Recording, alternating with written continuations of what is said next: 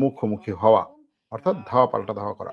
আর এই ধাওয়া পাল্টা ধাওয়া হয়ে থাকলে এটার সর্বশেষ পরিস্থিতি কি হবে? তবে এখানে একটা জিনিস বলে রাখি কথা বলার শুরুতেই, সেটা হচ্ছে ইলেকট্রনিক ওয়ারফেয়ার, যেটা আর কি বৈদ্যুতিক যুদ্ধ ব্যবস্থা যদি বলি, সহজ বাংলা করার চেষ্টা করি, সেটা সম্পর্কে যাদের ধারণা আছে তারা হয়তো অনেক কিছু বুঝতে পারবেন। কারণ এই সিস্টেমটি সিরিয়াতে যেমন ব্যবহার করা হচ্ছে, পাকিস্তানেও তেমন ব্যবহার করা হচ্ছে, এবং এই সিস্টেম ব্যবহার করে অনেক অত্যাধুনিক যুদ্ধ বিমান, অনেক অত্যাধুনিক ড্রোনকে জ্যাম করে বা আটকে দেয়া হচ্ছে।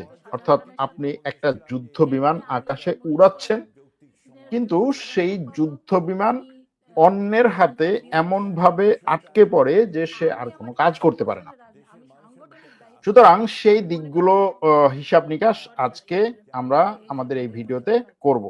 খবর হচ্ছে সিরিয়ার রাজধানীতে এবং সিরিয়ার বিভিন্ন জায়গায় গত পরশুদিন ইসরায়েলের যুদ্ধ বিমান ব্যাপক পরিমাণে হামলা চালায়, এবং সেই হামলা চালানোর সময় তাদের যে হামলার পরিকল্পনা ছিল যেই পরিমাণে, তারা সেই পরিমাণে চালাতে পারেনি।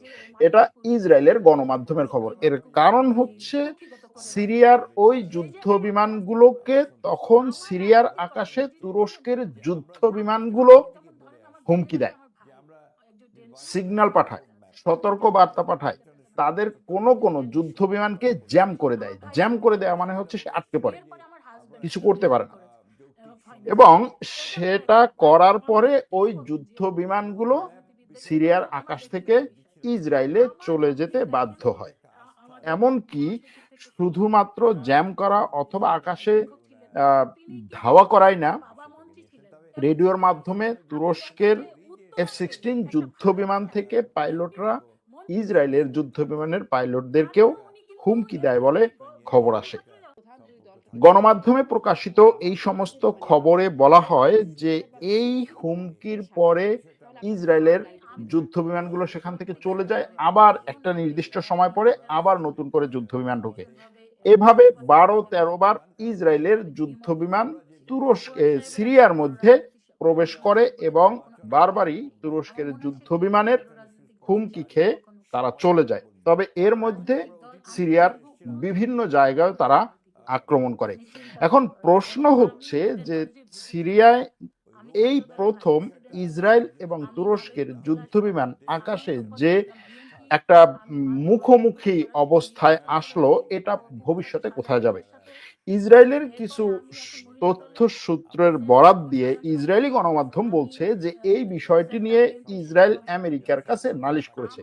আমেরিকার কাছে বলেছে যে আমেরিকা যেন তুরস্ককে শাসিয়ে দেয় যে তুরস্ক সিরিয়ার মধ্যে কোনো ধরনের হস্তক্ষেপ না করে। এটা ইসরায়েলের গণমাধ্যমের কথা। এখন তুরস্ককে আমেরিকা কতটা শাসিয়ে দিবে, আমেরিকার শাসানোতে তুরস্ক কতটা দমে যাবে বা থেমে যাবে, সেটা হচ্ছে একটা প্রশ্ন।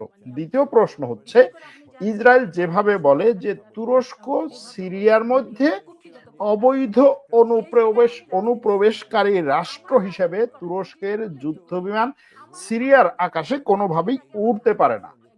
এটা ইসরায়েলের গণমাধ্যমে এভাবে খবরটা করছে, কিন্তু ইসরায়েলের যুদ্ধ বিমানগুলো সিরিয়ায় ঢুকে, যখন সিরিয়ার মধ্যে অবৈধভাবে ঢুকে, যখন সিরিয়ার মধ্যে সাধারণ মানুষের উপরে আক্রমণ চালায়, সেটাকে ইসরায়েলের সরকার এবং ইসরায়েলের গণমাধ্যম বলছে তারা অপারেশন চালায়।